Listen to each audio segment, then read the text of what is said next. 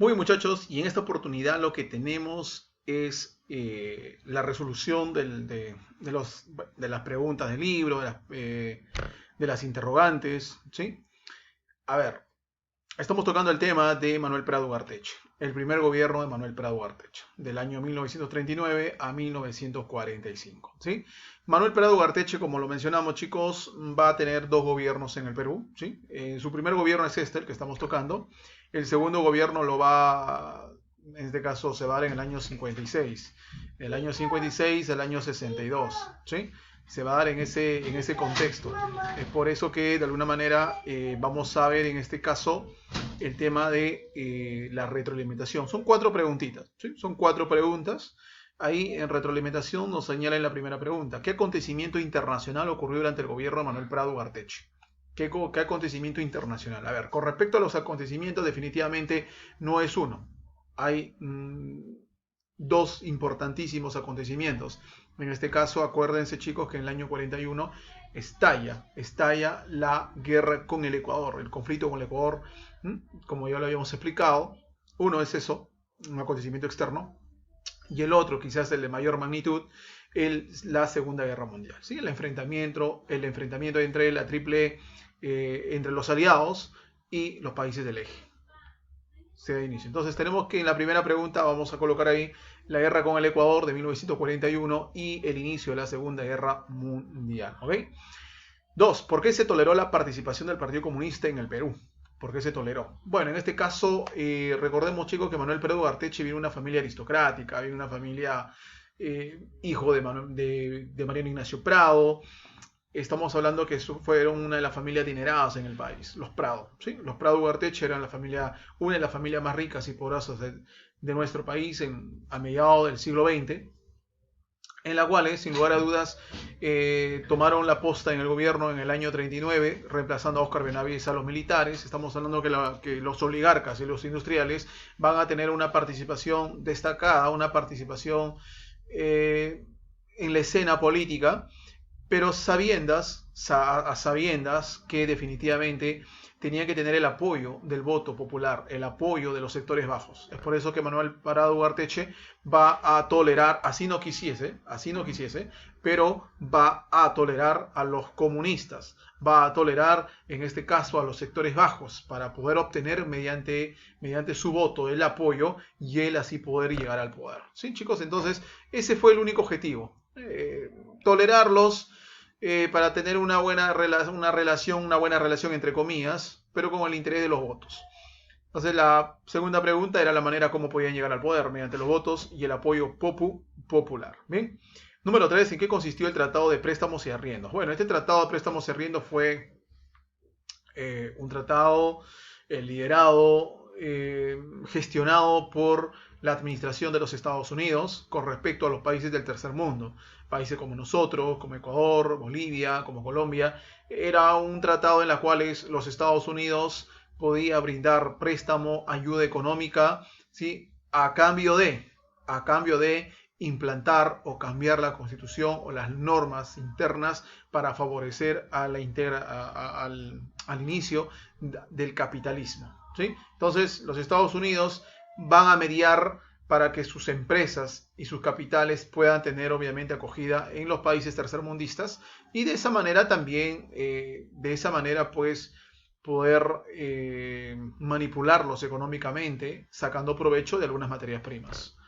Entonces, número 3 es esto, ¿no? La política emprendida por los Estados Unidos para con los países del tercer mundo y así mantenerlos supeditados, arraigados a sus intereses procapitalistas. Bien, por aquí entonces tenemos la última pregunta de retroalimentación. En el aspecto político, ¿cómo favoreció la guerra contra el Ecuador al gobierno de Manuel Prado?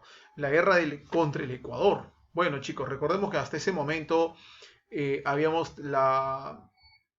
había habido acontecimientos externos, había habido algunos conflictos, pero todavía nuestro territorio no se podía levantar, no se podía lavar la cara de lo que fue la guerra contra Chile.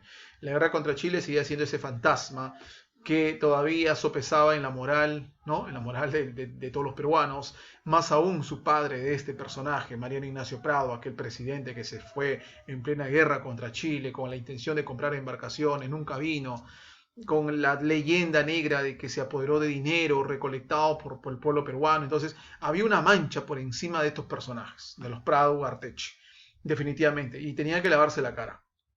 La guerra con el Ecuador, la victoria de la guerra con el Ecuador, con la firma del Tratado de Río de Janeiro, definitivamente le va a dar una cierta relativa paz social, una cierta relativa, no total, pero una relativa paz social y una legitimidad entre sus opositores, ¿sí? Entonces, esta guerra con el Ecuador le sirvió en cierta manera a los militares en lavarse la cara frente al accionar contra Chile, y esto también le permite políticamente a Manuel Prado Ugarteche poder reivindicarse con la historia, poder de alguna manera reivindicarse con la acción de su padre, Marino Ignacio, y de esa manera pues tener cierta legitimidad, cierto apoyo, cierta paz en esos años. Bien, entonces aquí tenemos la respuesta relativa a paz social y cierta legitimidad entre sus opositores.